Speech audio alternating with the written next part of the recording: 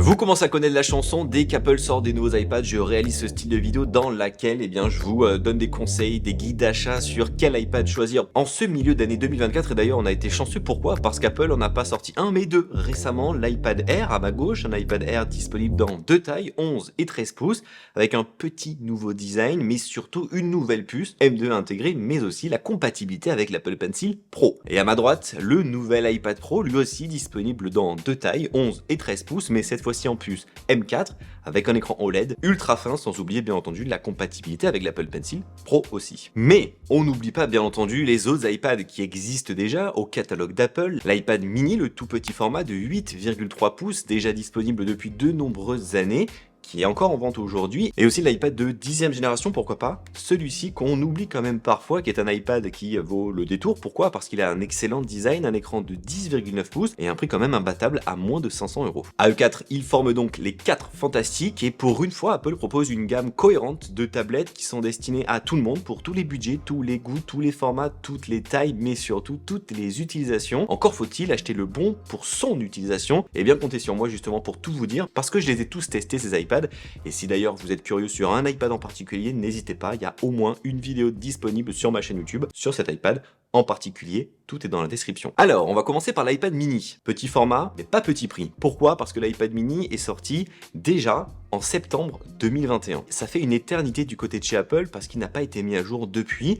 Il garde le même design qu'on retrouve aujourd'hui dans l'iPad 10, l'iPad Air ou encore l'iPad Pro, des bords plats en aluminium avec un écran presque bord à bord, une caméra en façade avant, un port USB-C, des haut-parleurs stéréo quand on l'utilise en paysage, donc un écran de 8,3 pouces en Liquid Retina, la compatibilité avec l'Apple Pencil de 2e génération mais aussi l'Apple Pencil en USB-C. On a donc un très bel iPad mini disponible dans plein de coloris, mais il y a un hic quand même dans l'histoire, c'est sa puissance. L'A15 Bionic, qui est une puce qui a été lancée par Apple en septembre 2021, la même puce qu'on retrouve dans les iPhone 13. C'est une puce qui fonctionne bien entendu encore une fois aujourd'hui extrêmement bien, elle fonctionnera encore pendant de nombreuses années, mais quand on pense iPad, on pense déjà futur. Et quand on voit ce qu'Apple a annoncé lors de la WWDC 24, qui vient de se terminer il y a quelques jours à peine, eh bien on a eu iPadOS 18, mais aussi Apple Intelligence, et ces deux versions, en tout cas beaucoup plus Apple Intelligence, sera disponible uniquement sur des iPads qui embarquent la puce Apple M1 au grand minimum. Donc cet iPad mini qui lui pour le coup embarque une puce A15 Bionic, certes puissante, n'y aura pas du tout droit. On aura un iPadOS 18 limité, et quand on sait que c'est une puissance qui va sur ses 3 ans et qui n'aura pas toutes les dernières nouveautés déjà aujourd'hui, ça fait mal. Surtout quand on sait que le portefeuille aussi aura mal, puisque ça coûte minimum 609 € pour 64 Go. C'est un gros budget je trouve pour un iPad aussi petit,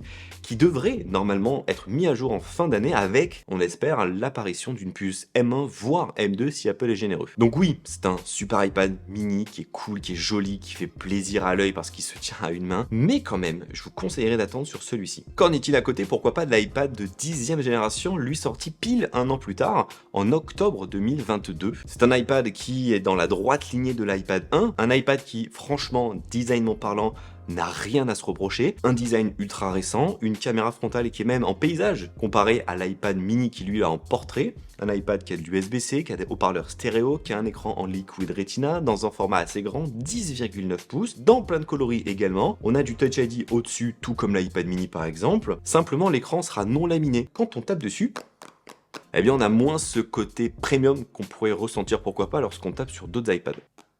L'iPad Air ici par exemple. Ce qui fait que si vous utilisez pourquoi pas l'Apple Pencil, qui est aussi compatible, mais pas la 2e génération, la 1re génération, sauf que la 1re génération est en Lightning, celui-ci est en USB-C, donc si vous voulez connecter l'Apple Pencil 1re génération, il vous faudra un adaptateur USB-C vers Lightning, ouais c'est très bizarre, mais il y a quand même aussi l'Apple Pencil USB-C qui sera compatible, mais vous n'aurez pas les dernières technologies d'Apple Pencil, et encore moins la possibilité de l'aimanter sur le côté. Donc voilà, c'est pas super, mais le gros point noir à mon sens, c'est sa puissance, parce qu'on est même pas à de la 15 Bionic, on est à de la 14 Bionic, une puce qui date de 2020, celle qui était sortie aux côtés des iPhone 12. Donc là encore une fois, iPadOS 18 et surtout Apple Intelligence, vous allez pouvoir passer à côté. Alors oui, vous pouvez faire tourner iPadOS 18 sans souci, ça marchera très bien, mais vous serez limité simplement à des nouveautés de personnalisation. Vous n'aurez aucune nouveauté d'intelligence artificielle. Parce que son prix quand même, on va revenir dessus, reste intéressant, 439 € en 64 Go, c'est le prix le plus bas qu'Apple propose pour une tablette aujourd'hui, mais encore une fois, est-ce que mettre moins de 500 € dans une tablette qui est déjà un peu obsolète, ça vaut le coup? Je ne suis pas sûr, là encore, on espère qu'Apple la mette à jour en fin d'année, avec une puce M1 voire M2 pour unifier un peu la gamme. Je pense que M1 serait quand même plus logique, pour pourquoi pas peut-être augmenter un tout petit peu son prix, mais en faire au moins une tablette qui sera 100% compatible l'année prochaine quand Apple Intelligence sortira. D'autant plus qu'à la fois l'iPad mini et cet iPad 10, comme ils n'ont pas de puce M1, ils sont aussi limités sur les applications qui peuvent dès aujourd'hui tourner dessus. Certains jeux vidéo demandent des puces M1 pour tourner, ou en tout cas les graphismes sont bien meilleurs sous des puces M1 ou M2, et des applications d'Apple aussi nécessitent au minimum une puce M1. Par exemple, Final Cut Pro ne tourne que sur des iPads avec une puce M1 voire M2 au grand minimum. Je vous les conseille aujourd'hui uniquement si c'est pour faire vraiment du traitement de texte, de l'internet, lire des livres ou regarder des vidéos en streaming. C'est tout. Si c'est le cas, votre iPad va vous durer encore 5-6 ans sans aucun souci. Si vous n'êtes pas dans l'intelligence artificielle dans tout ça, ça fera le job aussi. Si vous ne voulez pas avoir un iPad pour dessiner, ça fera le job aussi. Et si vous ne voulez pas un iPad pour créer, s'amuser et pourquoi pas tenter des choses, ça marchera aussi. Et pour tout le reste, soit vous attendez la fin d'année, soit si vous êtes pressé, eh bien faut passer sur quoi? Sur un iPad Air, qui est celui-ci et qui vient donc d'être mis à jour en ce printemps 2024, qui se voit donc désormais disponible dans deux tailles d'écran, 13 et 11 pouces. Ici on le voit, j'ai la version 13 pouces qui est totalement inédite. Jusqu'à présent, le 13 pouces était uniquement disponible sur les iPad Pro. Apple a décidé d'augmenter la disponibilité de la taille d'écran de l'iPad Air parce que justement certaines personnes étaient un peu freinées de se dire qu'il fallait à tout prix acheter un iPad Pro beaucoup plus cher pour uniquement avoir une grande taille d'écran. Je pense que c'est un excellent choix qu'Apple ait fait de proposer l'iPad Air en 13 pouces parce que ça va ouvrir le spectre d'un iPad plus grand à beaucoup plus de personnes. L'iPad Air pour moi aujourd'hui c'est vraiment le MacBook Air. C'est clairement ça. Pourquoi? Parce qu'aujourd'hui un MacBook Pro c'est clair, c'est trop bien, tout comme l'iPad Pro, mais c'est beaucoup plus cher qu'un MacBook Air ou qu'un iPad Air pour des choses équivalentes que vous allez faire dessus. Certes, un MacBook Pro ou un iPad Pro va être bien mieux spéqué sur des écrans, sur des possibilités, des technologies ou de la puissance.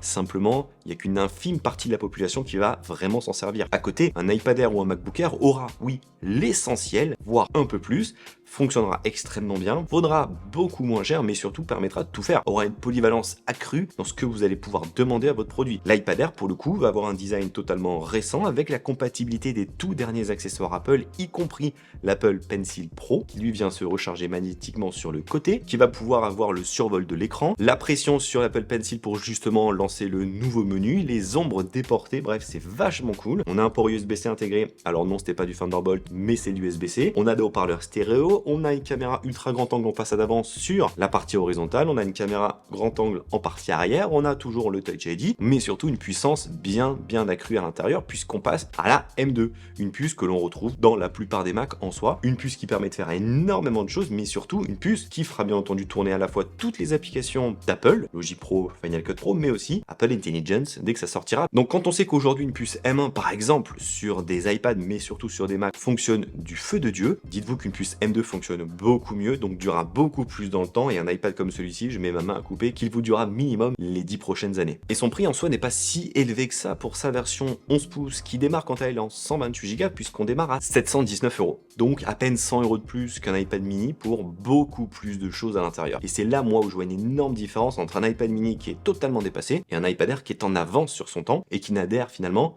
que son nom, comme j'avais pu le dire dans mon test complet. Parce qu'en soi, vous me voyez venir, on va parler aussi de l'iPad Pro, bien entendu, un iPad qui, bah oui, fait rêver, fait chavirer les cœurs et les foules et les yeux de qui vous voulez, parce qu'il est extrêmement fin, mais aussi grâce à son écran OLED magnifique. C'est le seul produit Apple aujourd'hui qui est disponible en OLED, et franchement, c'est le jour et la nuit. Quand vous comparez avec vos yeux un iPad non OLED et un iPad OLED, les noirs sont extrêmement profonds, la lumière est extrêmement lumineuse. Bref, c'est vraiment un régal, mais par contre, qu'est-ce qu'un iPad Pro, c'est cher aujourd'hui. Ça commence à 1219 € en 11 pouces, 1569 € en 13 pouces, ce à quoi vous rajoutez normalement obligatoirement le Magic Keyboard nouvelle génération pour que votre iPad ne soit pas qu'un iPad tactile, mais aussi un iPad avec un clavier et un trackpad. Vous montez à 1968 € pour la version 13 pouces, et à ce prix-là, vous avez d'un côté un MacBook Pro M3 en entrée de gamme, voire un MacBook Air M3 en full option. Et c'est là où moi ça me questionne. Qui va se dire qu'il va acheter un iPad Pro à l'inverse d'un MacBook Pro? Alors qu'un MacBook Pro va faire bien plus de choses et sera bien plus polyvalent. Certes, l'iPad Pro est grave cool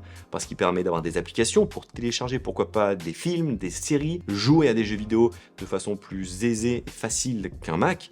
Simplement, un Mac sera tellement plus pratique pour travailler, pour créer, pour faire du multitâche et du multi-fenêtrage que vous n'avez aucune limite sur un Mac, à l'inverse d'un iPad. Pour, je le rappelle, 2000 euros. Donc aujourd'hui, si vous avez 2000 euros, je vous conseille encore une fois de dépenser ces 2000 euros dans un Mac et non dans un iPad, sauf si vraiment vous avez énormément d'argent. Mais à ce stade, je pense que vous n'êtes même pas sur cette vidéo pour vous poser la question. Moi, en tout cas, je suis un grand fan de l'iPad Pro, mais quand j'essaie un peu de relativiser la chose et d'être le plus juste possible, l'iPad Air vaut largement plus le coup sur ce qu'il va permettre, ce qu'il va proposer et ce qu'on va en faire au quotidien. Donc voilà, comparez vraiment vos besoins sur ce que les iPads peuvent proposer. Est-ce que vous avez vraiment besoin d'un Apple Pencil Pro ou pas? Est-ce que vous avez besoin d'un iPad en OLED ou pas? Si vous travaillez beaucoup en extérieur, ça peut être nécessaire. Si vous dessinez beaucoup, oubliez l'iPad mini ou l'iPad 10, mais partez plus sur un iPad Air qui aura l'Apple Pencil Pro, sans toutefois dépenser plus de 1200 € minimum dans un iPad Pro. Et côté puissance, une puce M2, une puce M4, ça reste assez équivalent quand même aujourd'hui dans un iPad. Je dis pas sur un Mac, mais dans un iPad, puisqu'on ne fera pas autant de choses que sur un Mac. Pour récapituler, l'iPad mini en soi, malgré tout, je vous le déconseille aujourd'hui parce qu'il devrait être mis à jour d'ici quelques mois, on va dire en fin d'année, avec, on l'espère, une puce M1. Il est beaucoup trop cher aujourd'hui pour une puce qui date de 2021. C'est dommage, parce que pourtant il est magnifique, il est petit, mais il faut passer à côté. L'iPad 10, c'est un peu la même chose, il est vraiment dépassé sur sa puissance, son écran n'est pas laminé, et lui aussi devrait être mis à jour, on va l'espérer en fin d'année, pour revenir un peu au goût du jour, avec une puce M1, on l'espère, pour devenir un peu plus intéressant, surtout lié à Apple Intelligence. L'iPad Air foncé, les yeux fermés, il est juste génial, la puce M2 marche vraiment bien, et on a tout dedans pour finalement un prix dans les 700 € qui fait vraiment le job. L'iPad Pro, faites-vous plaisir si vous avez les moyens, mais encore une fois, je pense que si vous voulez un iPad Pro, vous ne tombez pas sur cette vidéo. Vous allez plus vous focus sur les iPads un peu plus entrée de gamme, c'est-à-dire l'iPad mini, l'iPad ou l'iPad Air. Voilà, je pense avoir tout dit concernant cette longue et dense vidéo sur justement quel iPad acheter en ce milieu d'année 2024. Gros pouce bleu dans la barre des pouces bleus, prenez soin de vous, à très vite, bye bye.